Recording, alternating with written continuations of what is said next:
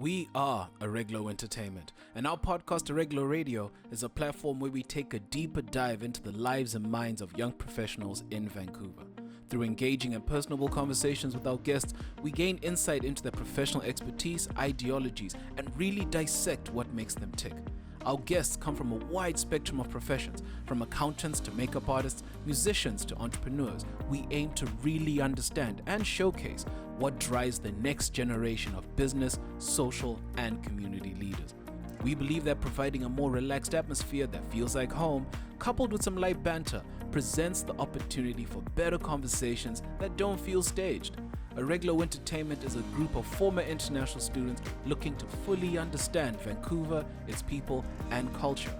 And coming from this perspective, we believe that we are uniquely capable of having these in-depth exploratory conversations. What's going on, good people? Welcome to episode 2 of season 2 of Arreglo Radio. And as always, it's man like BK here, the host with the most. And sat across from me today is OG. Hi. How you doing today? I'm fine. You? Not too bad. Can't complain. A little tired. Woke up way too early today, but it's kind of par for the course because I wanted to get ready for this conversation because I'm excited. Like, I woke up early and I went to the gym and I'm like, today's going to be a good day. You know what I mean? Yeah. Yeah. So tell us a little bit about yourself. My name is Oge, but I don't mind when people call me OG. So I'm a fashion designer. I'm the owner of Oge Ajibe. My name is my business name. Confidence. We like that. My dad is so proud that I'm using my last name. I'm using his name as my business. So let me put that out there. Yeah, absolutely. So yes, I make clothing for sustainable clothing for women and for all people actually, right. From sizing from extra small to 5SL, 6SL. So super inclusive. Super inclusive, yeah. So that's awesome. basically what I do. I'm just trying to generalize everything I do in one statement, which is I'm a fashion designer. But if you want to go into details, way more. Come on. Yeah. Let's get into it. Way more, but yeah. Let's so just like talk about your whole portfolio / resume / about page. Nothing much. I went to school for fashion design. Even though I didn't start from there, but that's what I went to school for. Right. At least that's the course I stayed longer in. Yes, there was more. It's a long story. I don't think you want to hear about that, do you? We have time. Okay, I came to Canada 2015 to study psychology. Wow, thinking about that. I only lasted like one semester. I'm like, you know what? I don't think this is for me. Knowing fully well that when I entered the plane from Nigeria to this country, I knew I wanted to do fashion. But coming here, I was like, why should I do fashion? Like, who goes to school for fashion? I just did psychology for one semester. After that, I moved to do communication and technology because I'm like, probably that is closer to the creative industry. Yeah. And I did that, and I'm proud to say I failed so well. Yes. On a scale of 1 to your 2.5 is a dream fail. Like, that bad. Yeah, it's not that bad. So yeah, so after that, I'm like, you know, I guess I'm done. I just got tired of running from who I am or what I wanted to do. Wow. And I went into fashion without telling anyone, not my dad, not my parents, not my friends. I saved up, paid my my registration fee, and I just went to do it. Like, I left in the middle of the semester, and I'm like, I'm done. This was 2016. I didn't know what, I'm done. I just went in. Wow. That is how, because I didn't want to tell anyone because I was already having so much doubt, and I wasn't ready for someone else to come and put on their own doubts or probably tell me what they think. And I'm like, you know what? I've dealt with my own doubt, and I'm not ready to deal with not even my dad or any of my parents or friends. I just went in, and time to pay school fees, I sent it to my dad. And I'm assuming my man wasn't happy about that. He wasn't. I'm like, what? There's nothing I can do. Like, I can go back to that. He's in Nigeria. I'm here. I'm like, there's nothing I can. Wow, you are brave.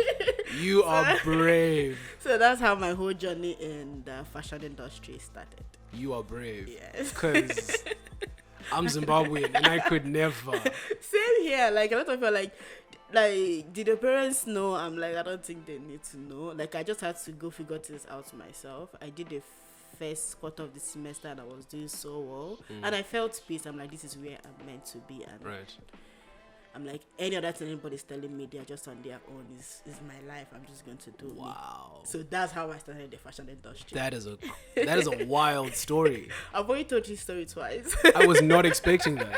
That is an amazing story because Yeah. there are a lot of people that find it hard to do what you did within the span of 6 months. Yeah. 6 months, maybe a year. Yeah, 6 months. But it sounds so easy, but it took me a lot. It took out a lot from me. Like, Right. a lot, like sleepless nights, crying, thinking, is this what I'm actually meant to do? Yeah. And I'm like, you know what I was actually doing wasn't working. I'm like, why not just give it a try what you want to do? Yeah. And that was what happened. Okay, so let's kind of like dive into that because now I'm fascinated because that story was yo. That story is amazing. Please don't do that. Oh no. It's just look. All respect to you because it's not easy. No. Because you've got pressure from your family, you've got like pressure from uni, you've also got like this implicit pressure where you know that you're an international student and your tuition is what, 4.5 times domestic. Yes. So you've got that added pressure. So Yes. for you to then say, look, I know what I want to do and this is not it. Yeah. So I'm going to figure out a way to do it on my own. And then when the time comes, be like, yo, Pops, like 2 2s, this is the situation. Yeah. And I need you to have my back on this one. So how do your family take it though? My dad is pretty chilled. He was like, what happened? I didn't tell him I failed. I was like, it wasn't just working and this is what I wanted to do. After Right. so much, he was like, yeah, I've started it already, so what would I like? And you like it? So I'm not the one in Canada, you're the one in Canada, you can Right. go ahead. Yeah, so that was how it happened. So we had your back. Yeah, he did. Man. He had no other option than to. I know, but like, yeah, that's how the whole journey started back in 2016. Wow. Yeah. Okay, so you start this fashion program. Like, what was that like? It was good. It was nice, but being me, 6 months into the program, I got tired. It's not like I got tired. I'm the kind of person who why you like she got tired? No.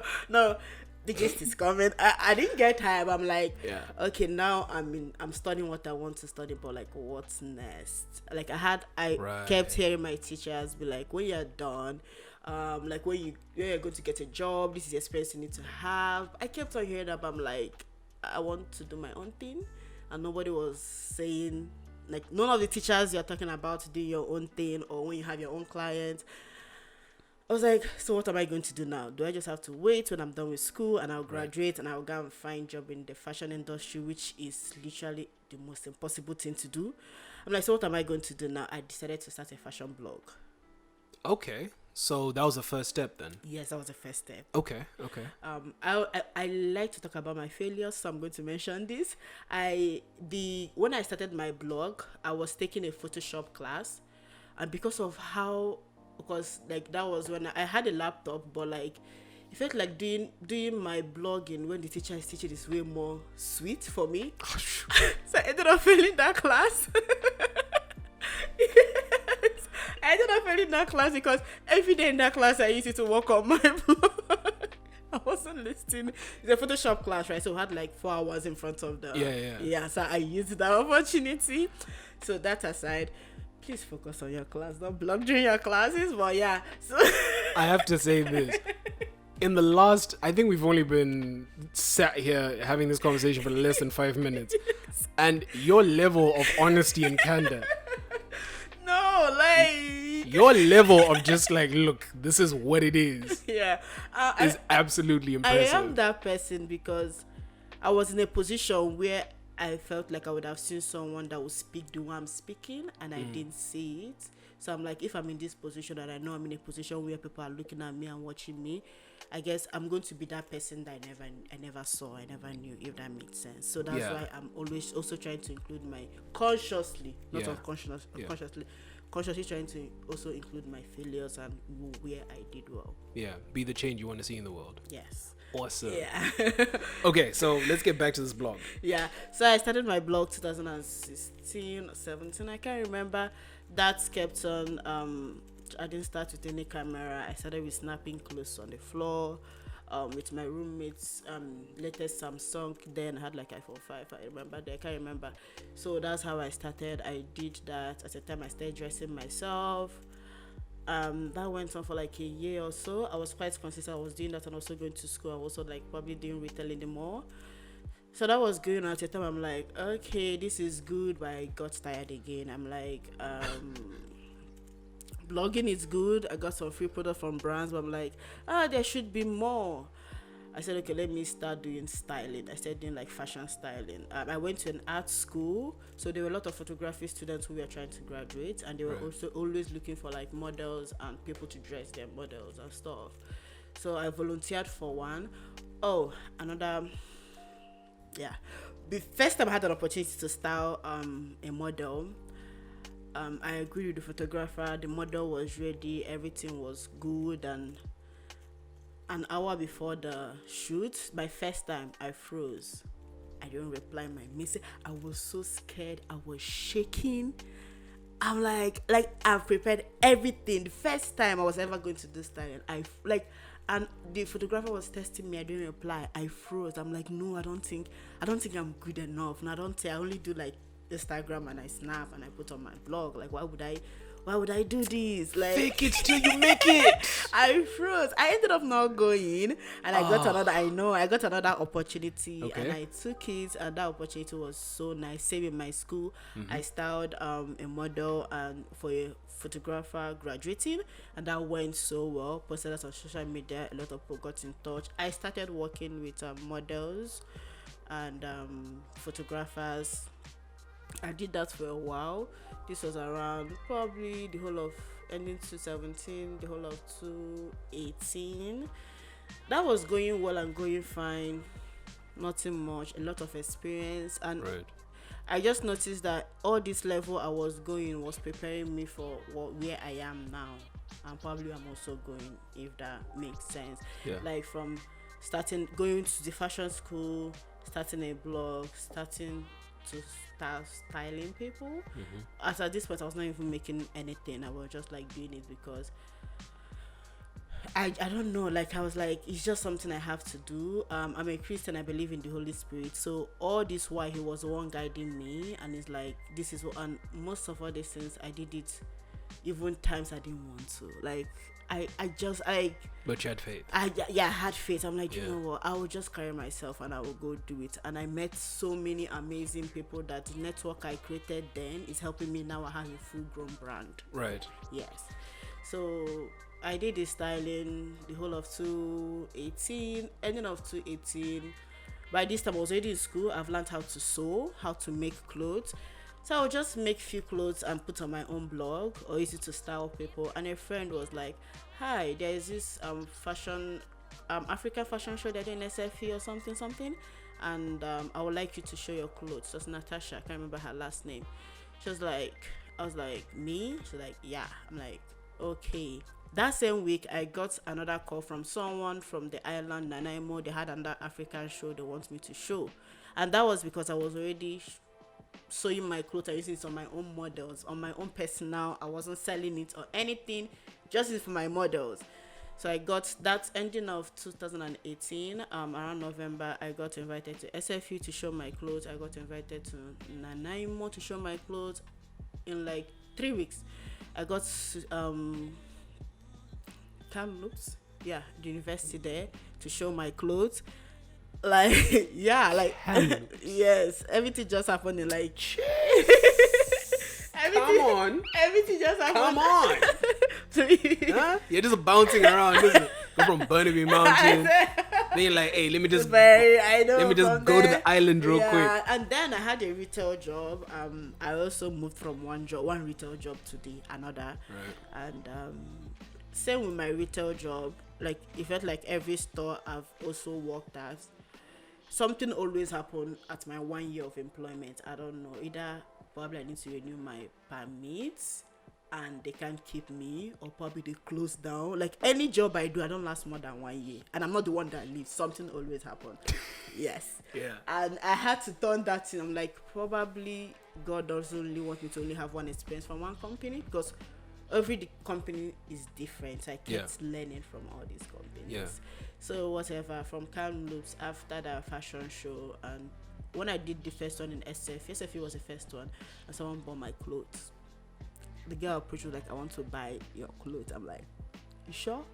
She said yes. Ah, come on. I'm like, you want to buy this dress? Confidence. Confidence. She's like, I want to buy this dress. I was like, you? She's like, yeah, she wants to. I'm like, okay, that is good. Yeah. She's like, what's the price? I told my friend said, tell her to wait after the show. So we calculated the price, and I sold that dress for $65. I can never forget the price I sold that dress for. Because it's your first sale. Yes. Yes. I sold that dress for $65. She didn't even pick it up that day. I had to go home, iron it, wash it again, like, because it was used in the fashion show before I sent it to her. And that's the money I got from that clothes. I invested it back into what I called a business then, but it wasn't a business then. I used it to buy an ironing board, exactly the $65, and I still have those two things till date because I don't want to get rid of them. On. Startup mindset. Remember your roots. I'm going to hold on to the both of them, even though they are sport. I'll still keep them there. So that's how I then fully started doing something called business. Like I started making money. I then started making clothes for like a lot of people, for like weddings. I was so heavy into like African prints, weddings, receptions, parties and stuff. So that's as of 2019.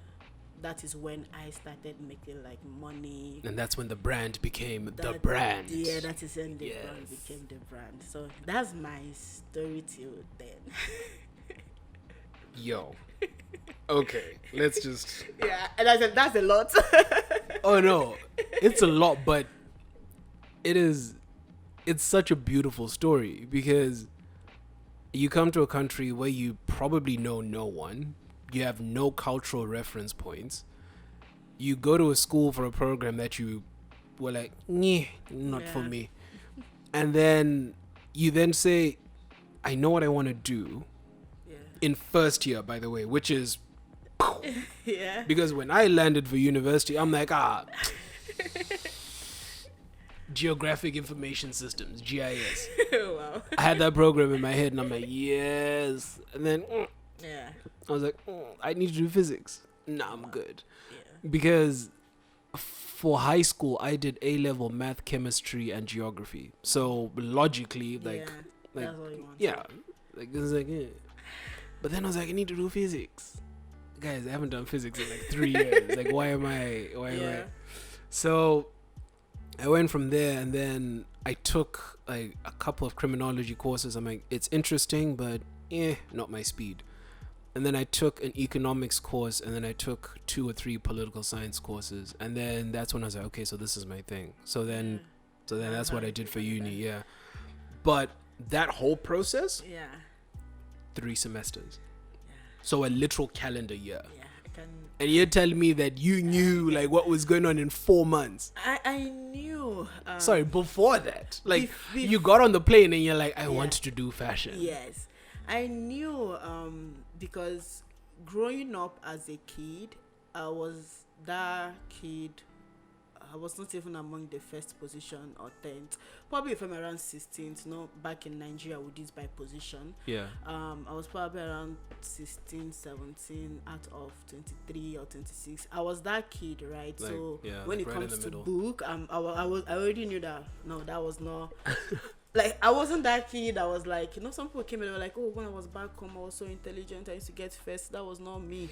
Yeah, I know those cats. Yeah, yes. I know them. I have some of them. Yeah, I know my them. younger sister too. She's so good when it comes to books. So that wasn't me. So back home, the only thing that people recognized me about, like the only thing that people notice whenever I'm around is my clothing, what I wear. Oh, really? Style it. Yes. Come on. So that spoke for me. If that Fashion killer. Yeah, At the age of 16, you're like, yes.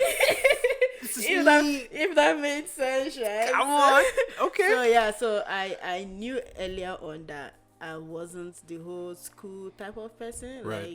I wasn't, and I didn't even know what creative was till I came here, right? Mm-hmm. But I just knew that I loved fashion. It was something that came naturally to me. Yeah. And I was like, so when I came here, when I was entering the plane to come here, I was like, yeah, that life is behind me, and I guess it's time for me to quote unquote grow up.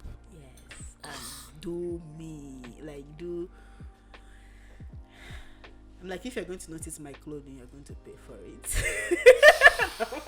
But yeah, so Confidence.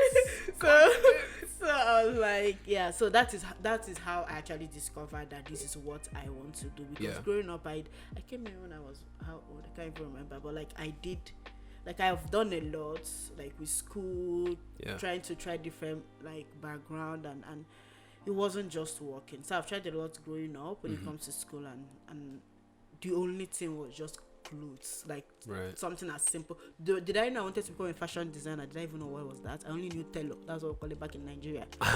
That's what we call it in my language is doa doa. Doa doa means people that stitch clothes. Yeah. That's what we call it in my language. So that's the only thing I knew. So I didn't even know like fashion designer, like there was a career in that.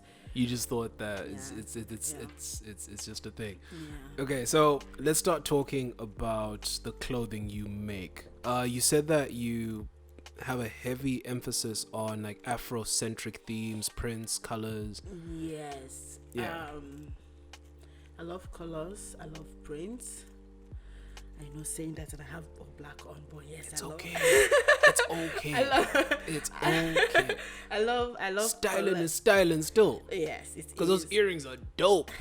Like I've been looking at them and I'm like, maybe I should invest in some hoops real quick. Thank you. Okay. Yes. When after the fashion show, I noticed a lot of people were interested in the African print and wear. I started doing that. It was going so well, so good and so fine. Like I have getting a lot of clients till the pandemic, till COVID said hi last pandemic year. Yes. Pandemic was like hello. And and I had to, because there was no more weddings. I still have a lot of people's clothes that was piled up in my home that is still there since then. Weddings were cancelled. Prom, which was like so heavy for me beginning of the year. Really? Yes, everything was cancelled. So everything is literally in my home now. You make clothes for prom? Yes, I do. I make like wedding dresses. I made, but currently everything I have to rebrand and everything. But yes, so that was it. And this happened 2020, right? Around 2019, obviously I had a 9-to-5, a full-time job. I started working back to the job on me, not staying in a job for 1 year. Yeah. I got the job 2019 June 3rd, I'm particular with dates. Okay. Yeah, so that was going on. I was doing at the same time I was doing my sewing. Yeah. And I didn't have a studio, everything was in my home. So I was in my sewing by the side, everything was going well. Ending of 2019, beginning of 2020, God was like, it's time for you to go part-time on your 9-to-5. I was like, are you sure? I was like, yes. I'm like, okay, I've had you. For me being stubborn, I still disobeyed. Because that paycheck. Paycheck. I was like, I know, like, it's kind of hard to let that paycheck go. It's like, very hard because you get used to a certain life. And you're yes. Yes. So I was like, But you know, free range chicken tastes better. I don't know why, but it just tastes better. like, even till date, I'm doing my business full time. I'm like, a paycheck will still be good if I can see someone who can pay me that paycheck every 2 weeks. I will still take it. So, beginning of 2020, I was still thinking I was meant to go part time. Around April, March. I kept on delaying it till April. I can't remember. COVID have really messed up my timetable, my head. So after that, I ended up going part time. After so much struggle with my work people, I went part time. And after a month, on the particular day that was making it a year for me, June 3rd, they called me in and they laid me off. They laid a lot of people off. Yeah, because they kind of laid people off that are working part time. They started from there. Yeah. They just made up these whole trust corporate jobs and yeah. So they made up all this whole stuff and I was like, I went home. At this point, COVID have hit. I don't have anything anymore. All the clothes are packed. Oof. Nobody's doing wedding. Oof. Events are cancelled. Proms are cancelled. And I'm like, so did I do all these things from 2016 to get to this point?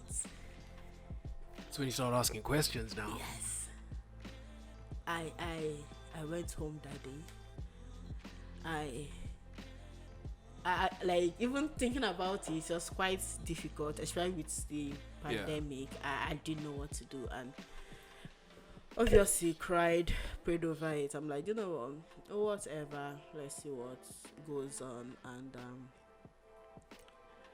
I started with I was like, you have been in this position before and it's time for you to like right, like, you've been here, you have to know how to come back. And I, for someone who was making wedding dresses at the cost of 500 to like 2,000 or so, I had to bring while you moving. I had to yo, why are you screaming? yo. Okay, the way you scream. You say $2,000 wedding dresses for a dress you wear once. Some people tend to resell that one stuff, so yeah, so I know. It's wedding dresses. Yeah. But I did more of like prom dresses, which was a bit on the. I hope so. Yeah. That's another dress that's going to be worn once. Some people tend to resell theirs. Anyway, so why are you laughing? I'm sorry, but That's okay. You'll come back. We'll cycle back to it. Yeah, it's just my days. Yeah. So that's how I looked at it. I'm like, okay, what's next? I have to go from selling that to selling jewelries of $20. Oh. That was another humble beginning, which I don't think because at this point I had to tell myself this wasn't your fault. It was difficult. Yeah, of course.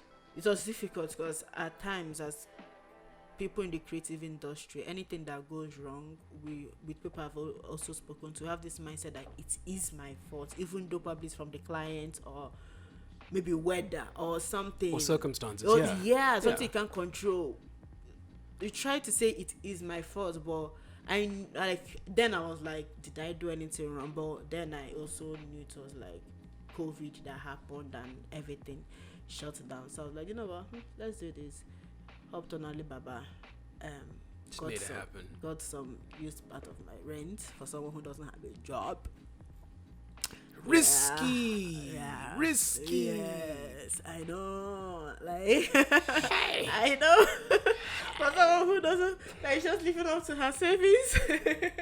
Come on. I said, got some jewelries, face masks. They're making some face masks. They're making head wrap, like tiny, just like what I have on, hair wrap, and just like those few things people can still wear and stay at home. Yeah. So I just started doing face masks for selling more. I just introduced few clothing which didn't sell that much because everybody was home. Nobody knew what was going on. Because no one was trying to look fresh. Yes. Yeah. Yeah. So that was just what kept on going on till just continued doing that till like around August of last year. This was another where another breakthrough came for me. Yeah. And someone so a lady, she has her own brand. Her name is Free Label.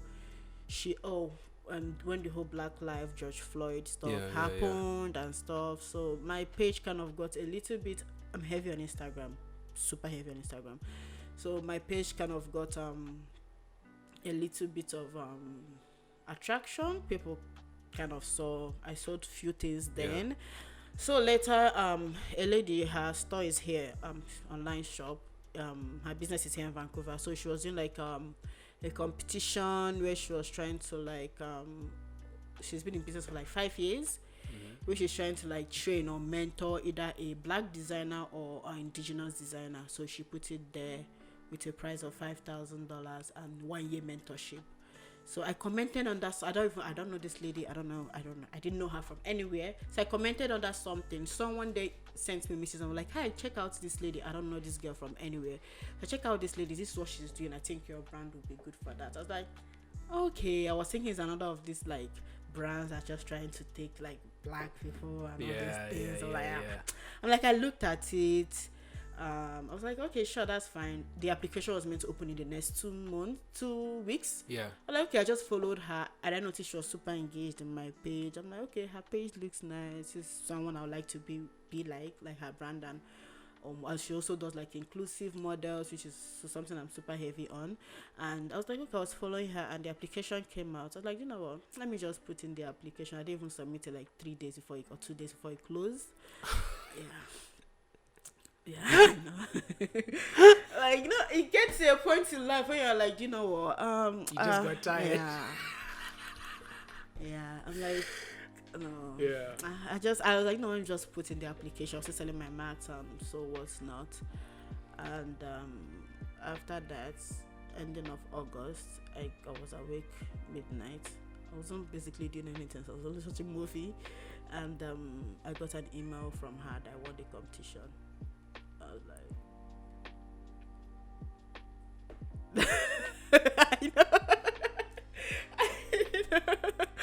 I was like, come on. Like, that's awesome. That is awesome. I mean, for someone that was like, I don't really care about this. Yeah,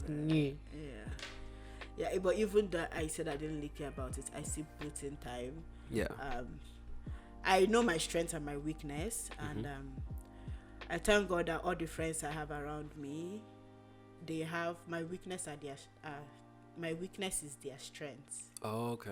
Yes. Yeah. So I know how to make use. Don't say make use of them because they will get offended. Yeah. So when I finished the application, I sent it to literally 3 of them. Start editing it. So I sent it to them. They helped me edit it to make sure that it's on point. But that's what friends are for, though, right? Yes. Yeah, of course. Hope you guys hear that. That's what you guys are for. Come on. Why can't we be friends? I sent it to them. Yeah. Everybody edited it and then brought it back, added details I wanted to add, and I sent it in. And thanks be to God, I won the competition. And after I won it, I got the money, and I had a meeting with her. For the first time in how many years I've been doing this thing called fashion, I got an advice from someone actually in the industry. Yes, professional view, professional advice, professional counseling, professional mentorship. And I saw it. I was like, I feel like this is what I've been missing all these years. Like, oh, okay. Yes, like all this while, all this thing I kept on telling you, I moved from this. There was nobody that I could talk to. Not even black, not even white, not even yellow, nobody, because it felt like I was just doing it alone. But I just kept on doing it, right? Yeah. So that was just how I spoke to her. We talked. She was like, "This is what I think." Mm-hmm. I had a different name. I had to rebrand last year, December. The name of my brand before was Fashion Voice, which I loved. I still have the name, but I don't use it anymore. But after I spoke to her and so many things, I had to change name because of some legal reasons, just in case if anything comes up in the future. There's a lot of people using that name, so it's always better to settle with my own name, just in case of legal stuff in the future. So those changes happened, and as of this September last year, I kind of moved back to start doing everything all over again. So since December last year to this year, solid 5 months or 6 months, it's been off the roof. Like I've launched like 5 to 6 collections since then. Come on. Yes. Come on. Okay, so let's talk about your collections, because you've stated that you wanted your brand to be sustainable and inclusive. Yeah. So was the drive for the brand to be inclusive because of what you saw in the industry, or was it something else that pushed you to say like, I want my brand to like reflect society? I feel like it's everything, and also mainly from a personal place. I don't know my size now anyways, but I used to be I just said to stop counting, but I used to be way slimmer. Probably what some people will call size 6 or size 8, I don't know. But as I was growing here in Canada, my body started changing, and I think the mental stress it cost me. Like I keep saying this, but there's no one ever told me, or no one showed me like this is something that will happen, or this is something you should watch out for. Like, it gets to a time in life where you're like, did I do something? So I'm just trying to say, like, personally, it's also from a personal place, the way I felt when my body started changing. Like, I blamed myself for it, and like, probably am I eating this, like what is them not doing and stuff. But I didn't know it was just nature taking its place, that as a woman, even as a human being, your body is going to change. You're not going to remain same size forever. So that happened, and also in the industry, and I know the way I felt and whatever. And right, even when I was way slimmer, I still loved drawing. Like, even when I was still a kid, if you see my drawings, none of that, I'm not that good in drawing anyways, but like the ones I was able to do, no all fashion designers know how to draw, please don't quote me on that. I don't know how to draw, but the little I can do. No, because the next question you hear someone say now is, do I have to know how to draw? No, you don't have to know how to draw. You just have to know how to think. You just have to know how to think. So okay. Yeah, so the little I could do, all my models, everything I was always drawing on paper was always bigger ladies. Like, oh, okay. Yes. So when I then had the opportunity to make clothes for people, and something else, that made that super, like, that I had to include that in my business now I rebranded, was when I was doing custom made. That's when I was in the wedding gowns and dresses and prom dresses. All my clients were women who couldn't find their clothes in stores. Oh, really? Yes. So that was a personal experience that must be frustrating. Yes. Or even when I worked in retail, when I'm in the field, I say it and it's painful.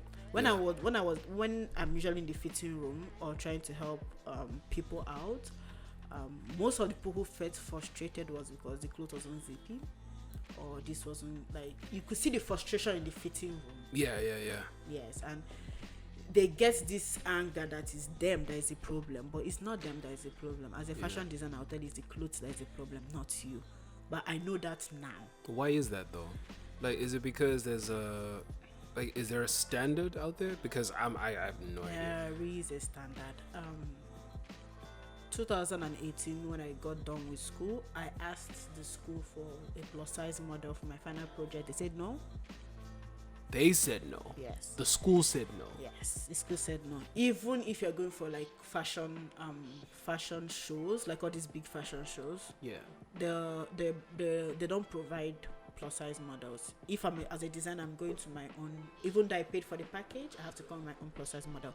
So yeah, the fashion industry is super fat phobia. Like I don't know how to explain it. That sounds hostile because if the school is saying no, and if at a fashion shows, like if at a industry standard show, you have to bring your own models. Yeah.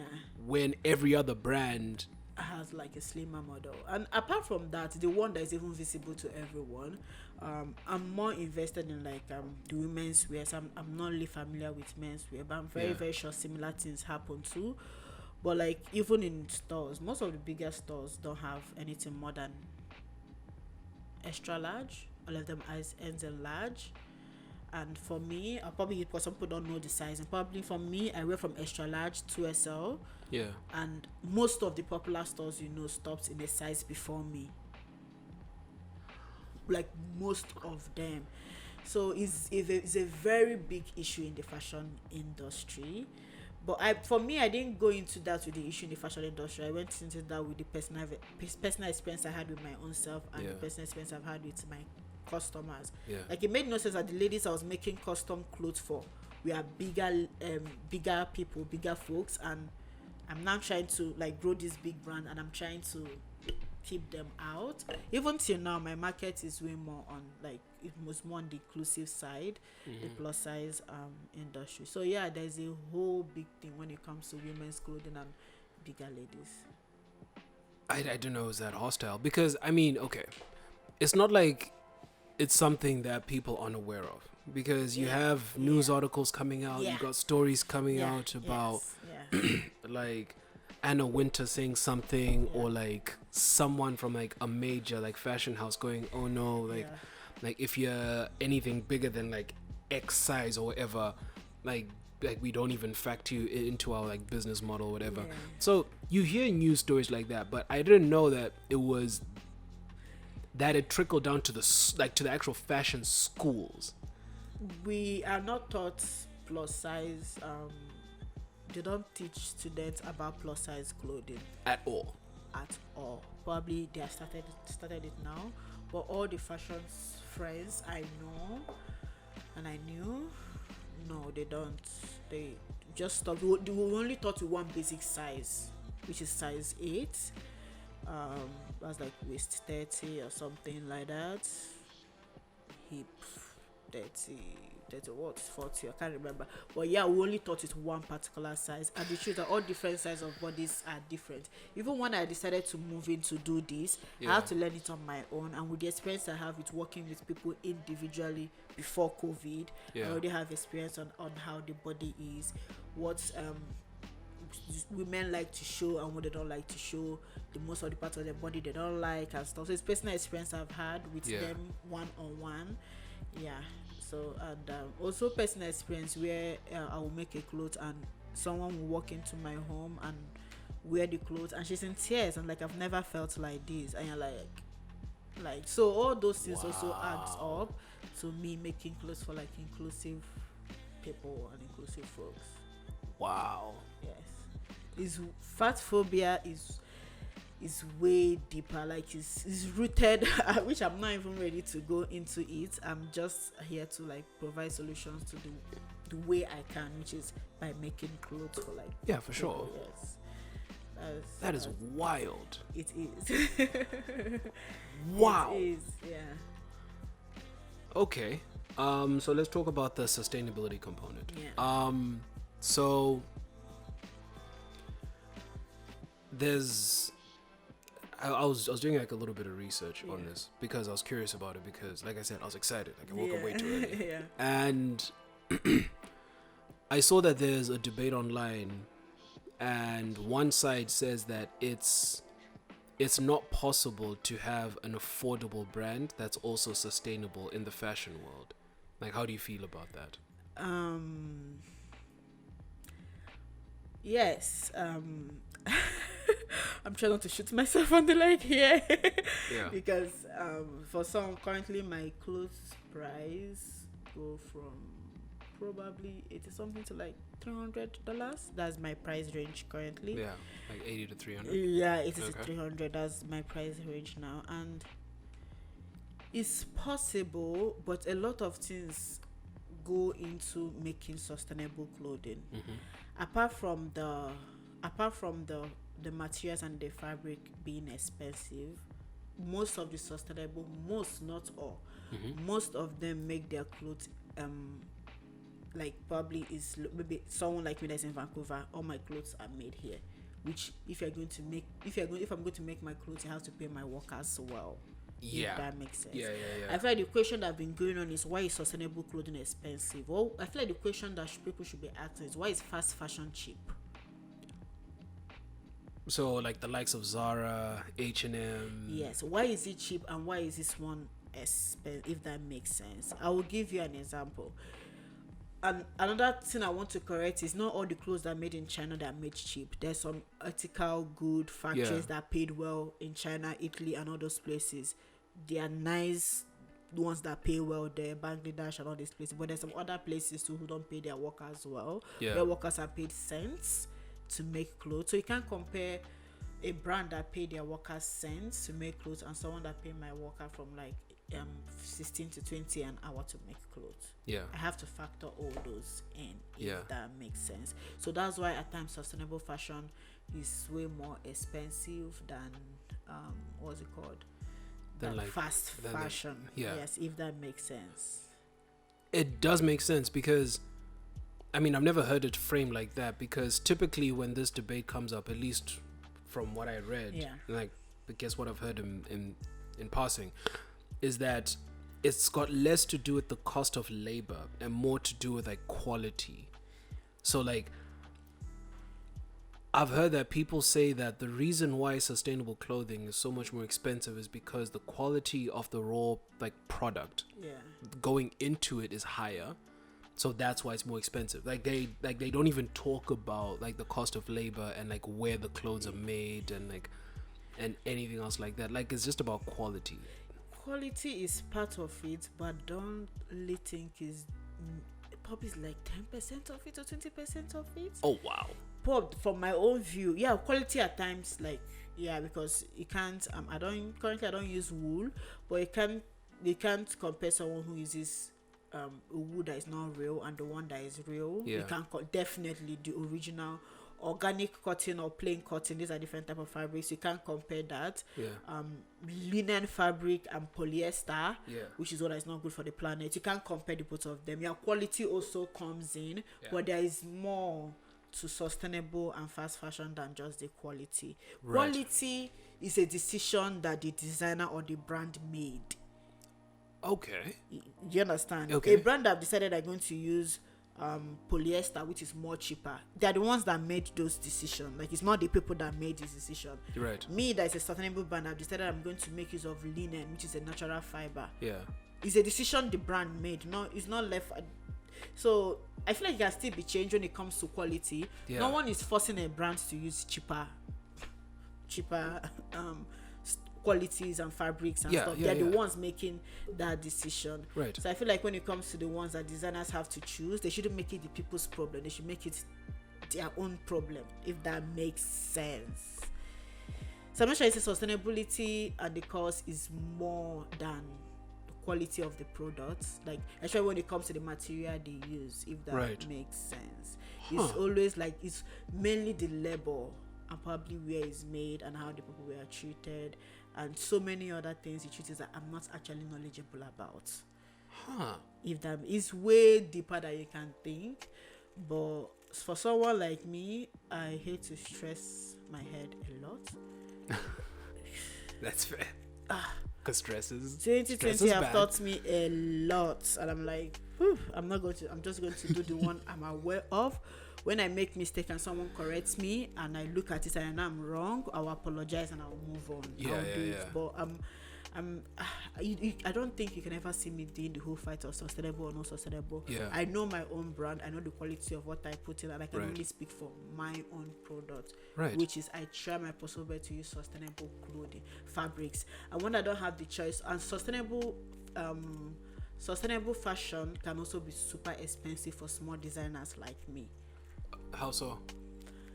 Because now I have to be paying like example minimum wage or more than minimum wage to people that are working for me, Oh, okay. or people that sew for me. And sustainable fashion, you also have to buy like some materials are cheaper, and those cheaper ones are like the ones that don't decompose, like polyester that are destroying the planet. But the ones that are good are the more expensive ones. Right. Yeah. Does that make sense? So there's a whole lot of stuff that goes into.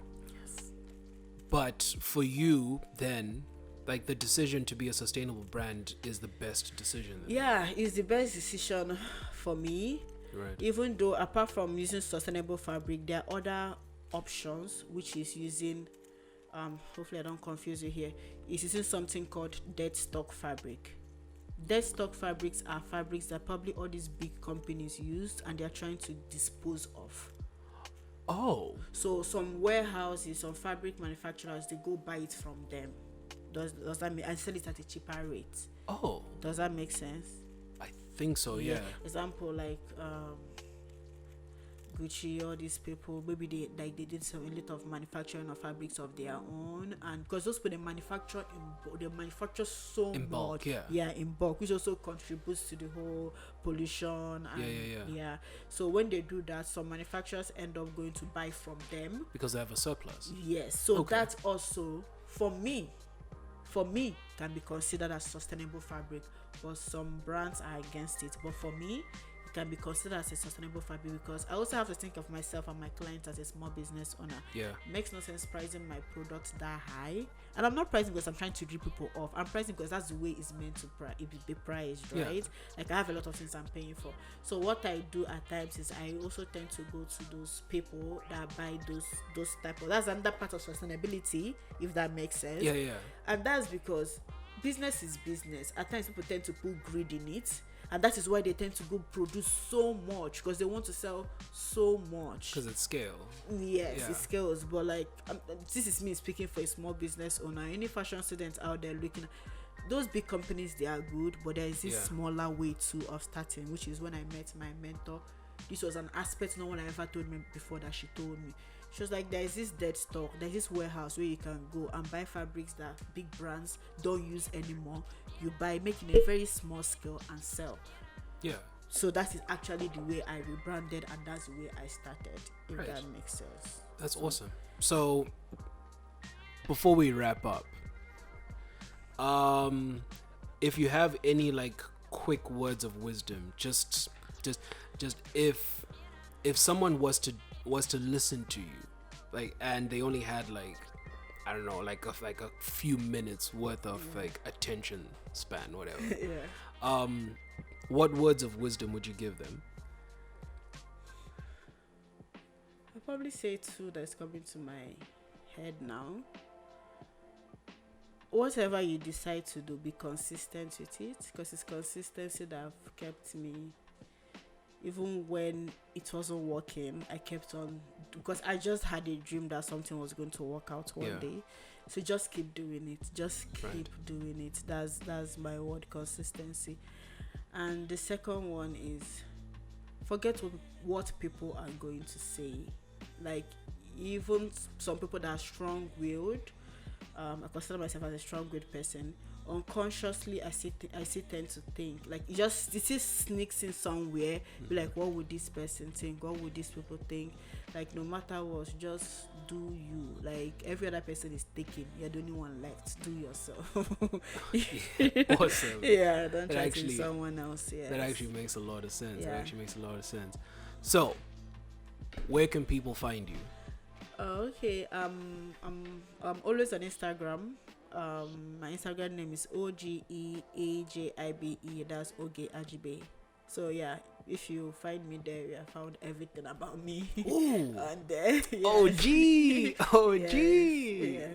Yo, so this is honestly, thank you for coming, because your level of candor was absolutely incredible. Like this is legitimately one of the best conversations I've had in a while. So thank you so much for making time to pull through. And for those of you still listening and watching, thank you so much for tuning in to this episode of Arreglo Radio. And as always, take it easy, have a good one, and be kind to one another. Oh, wait, by the way, hit us up on Instagram, Arreglo ENT. See my beautiful mug. I joke, I kid. But for real, thank you so much for tuning in. And as always, take it easy, be kind, have a good one. Peace. We are Arreglo Entertainment, and our podcast Arreglo Radio is a platform where we take a deeper dive into the lives and minds of young professionals in Vancouver. Through engaging and personable conversations with our guests, we gain insight into their professional expertise, ideologies, and really dissect what makes them tick. Our guests come from a wide spectrum of professions, from accountants to makeup artists, musicians to entrepreneurs. We aim to really understand and showcase what drives the next generation of business, social, and community leaders. We believe that providing a more relaxed atmosphere that feels like home, coupled with some light banter, presents the opportunity for better conversations that don't feel staged. Arreglo Entertainment is a group of former international students looking to fully understand Vancouver, its people, and culture. And coming from this perspective, we believe that we are uniquely capable of having these in-depth exploratory conversations.